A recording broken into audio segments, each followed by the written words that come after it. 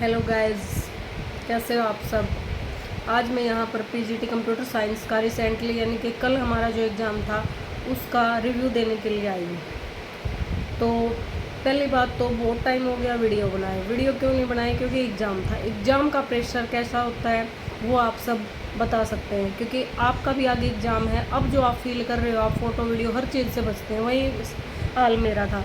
जैसे ठीक है वीडियो तुम बोलते थे बना दो, लेकिन कहीं ना कहीं 24 घंटे एक चीज़ दिमाग में घूमती थी, एक बार मेरा पेपर निकल जाए, एक बार पेपर निकल जाए, एक बार मतलब ये नहीं होया अगर लास्ट वीक में तो यह हालत हो जाए भाई, सोना भी कम कर दिया, आँखें में दर्द हो जाए, दर्द भी इग्नोर करा मैंने, कोई बात नहीं, थोड़े दिन की बात है, फिर अब आराम से सोने पर हूँ।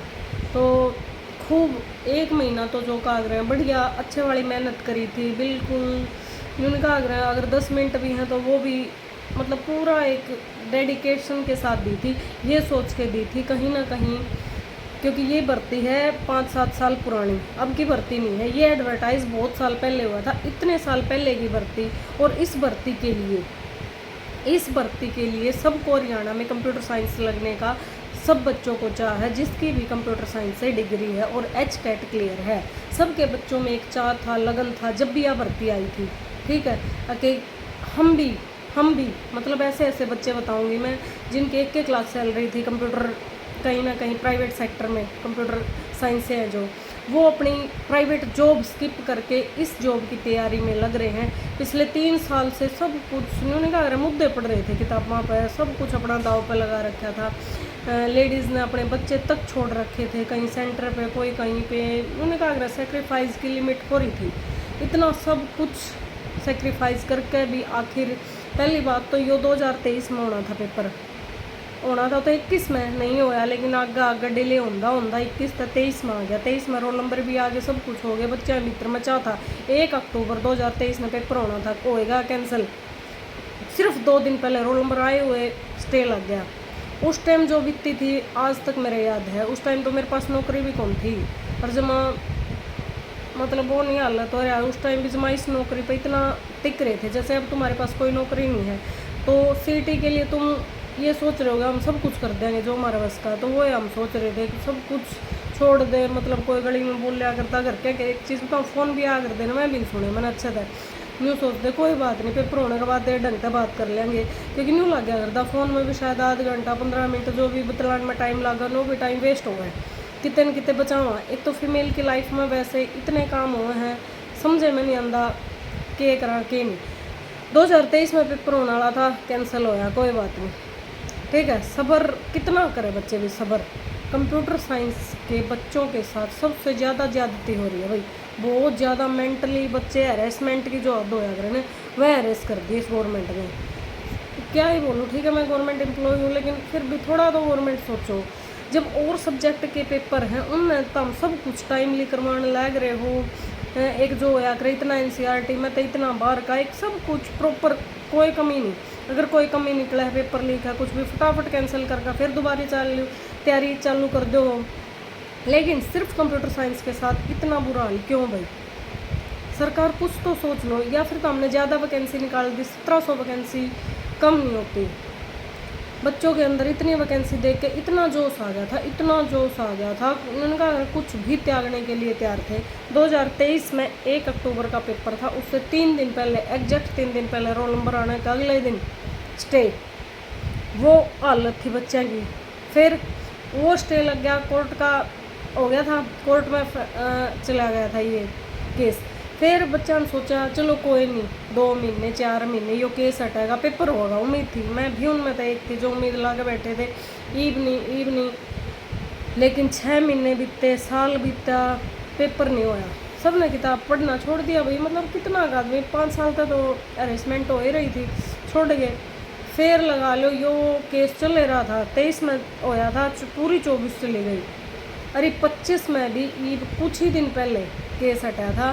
केस हटने के बाद फिर डेट दे दी थी गवर्नमेंट में, 15 जून को पेपर लेंगे। फिर बच्चों में वो जोश आया, जुगर सिटी तो हम सोच रहे हो ना पेपर नहीं हो रहा, पेपर आवा, जब बच्चा में फुल जोश आया भाई। जब जोश आया जमा फिर दिन रात सब कुछ त्याग त्यूग कर नहीं सोचे, जड़े अपने 6-7 साल ख़त्म कर लिए तो एक बार और सही लास्ट टाइम पे। फिर पेपर जब हुआ है 15 जून की बात है, पेपर था 2 से 5 बजे का टाइम। 2 बजे बच्चे इस उम्मीद में बैठे थे ये हमारी ज़िंदगी का आखिरी पेपर है यो, इसके बाद शायद हम टीचरें लग कर दिखावाएंगे, ठीक है, इंटरव्यू वगैरह कर देंगे, इतना तो सब दम रखेंगे, ठीक है। 2 बजे जब पेपर खुला, के बीती पेपर में के आया, मैं अपनी बता रही हूँ भाई। जब मैंने मतलब खोला था, न्यू था कि भाई ठीक है 2-4 कुछ टॉपिक्स स्किप करे थे, चलो कोई नहीं, वहाँ आए तो छोड़ देंगे, क्योंकि सरकार ने बोला था, हर जगह मेंशन किया 18 क्वेश्चन डालेंगे, 18 क्वेश्चन डालेंगे, 18 में से कोई आपको चॉइस होगी 15 क्वेश्चन करने, ठीक है। 18 में से 15 करने थे, पेपर खोलते ही सामने थे 15 क्वेश्चन, 18 ही गायब। जो चॉइस थी ना, हम सोचना 3 कौन से छोड़ा, वह गायब, माथा ठन गया सबका। कोई बात नहीं, फिर देखे, चलो 15 में तो देख लिया भाई, इसे हो कम से कम 10-12 की में तो खींचांगे।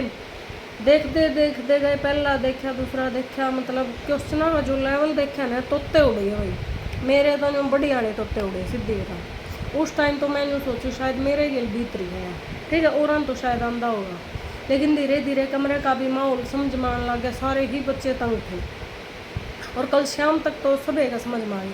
उन 15 क्वेश्चन में थे, जो 15 क्वेश्चन पेपर में थे, उन 15 में थे 5 क्वेश्चन भी करण के ऐसे नहीं थे कि भाई बच्चे कराऊंगे।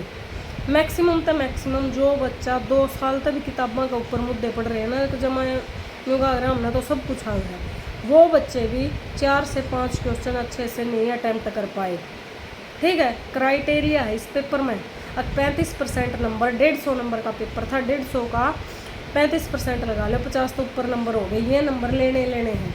तो जितना मैंने पेपर का लेवल देखा, मतलब भाई मेरा तो नहीं होया, अगर 15 मिनट में तो नहीं समझ में आया। जो वह 15 क्वेश्चन दे रखे थे ना, उनमें तो शुरू कौन सा करूँ, ठीक है।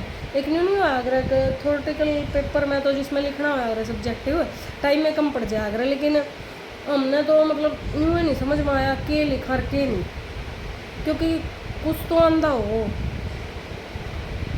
क्या बताऊँ भाई। उस टाइम तो जो अगर हैंग नहीं हो जाए अगर पेपर हाथ में है, शरीर सुन्न हो गया, हैंग हो रहे थे, ठीक है।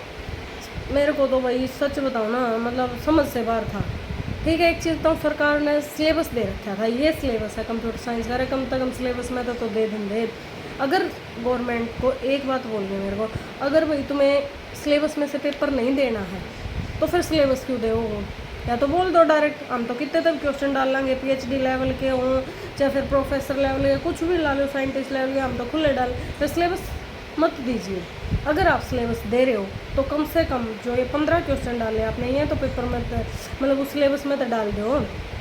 मानू हूँ सिर्फ 2 या मैक्सिमम 3 क्वेश्चन ऐसे होंगे जो हाँ जो सिलेबस मेंशन है इनने उनमें तो दे दी, बाकी 12 क्वेश्चन जमा वो थे जो यूँ कहा अगर जो किसी कॉलेज में फ़िलहाल जॉब कर रहे होंगे ना, कॉलेज के असिस्टेंट प्रोफेसर, उसको भी अगर ये पेपर दे दिया जाओ तो मैं यूँ कहूँ 5 क्वेश्चन अच्छा तो सोल्व करके दिखा देगा, मैं भी मान जाऊँगी भाई हाँ एक्चुअल में इंटेलिजेंट है। मैंने वो मोस्ट इंटेलिजेंट सुपर डुपर का अगर वो बच्चा भी मैक्सिमम कहूँ 40 से 50 पास होने का फिर भी जुगाड़।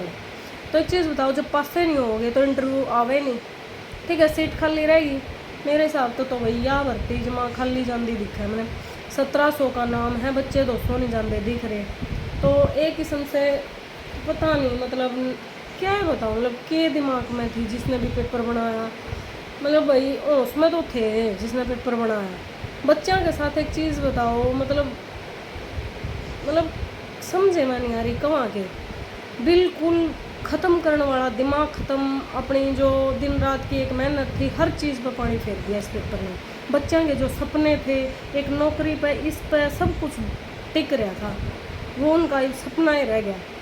पता है मैंने कल से बहुत बच्चे रो रहे हैं और रो रहे हैं, खुद मैं भी बताऊँ कल तो बहुत बुरा टाइम था, लेकिन ठीक है भाई मेरे पास नौकरी है, कहीं ना कहीं एक बैकअप है, सीधी बात है। लेकिन जिसके पास बैकअप नहीं उसकी मेंटली जो हालत है कुछ नहीं कह सकती। एक काम है NS क्लासेस में नीतू मैडम है, उन्होंने बोला है कि आप उन्होंने मेल बता रखे कि इस ईमेल ID पे आपको मेल करनी है, और मेल का फॉर्मेट उन्होंने बता दिया ठीक है। उन्होंने कुछ ठीक है उसमें नॉर्मलाइजेशन वगैरह लिख रखा है कि ये मेल कर दो आप, ठीक है। नॉर्मलाइजेशन मत करो, नॉर्मलाइजेशन नहीं होया कर इसे पेपर में 2 ही तरीके होया करें, ठीक है।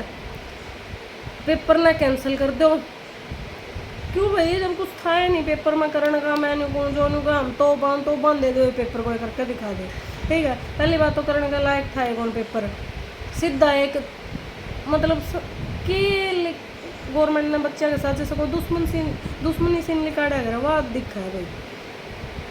अच्छे फेल कर दिए सबके, सिस्टम ही लाकर धर दिया भाई। मैडम ने एक मेल बोली है, अगर तुम इस रिकंडक्ट करवाना चाहते हो तो एक मेल बोली है और ईमेल एड्रेस दिए हैं 3-4, उन पे HPSC के सेक्रेटरियाँ जो भी हैं उनको आप मेल कर दीजिए, ठीक है। मैं खुद भी मेल करूँगी, आप भी प्लीज़ ज़्यादा से ज़्यादा मात्रा में मेल कीजिए, शायद हमारे इस एग्ज़ाम का कोई ना कोई सोल्यूशन निकल आए।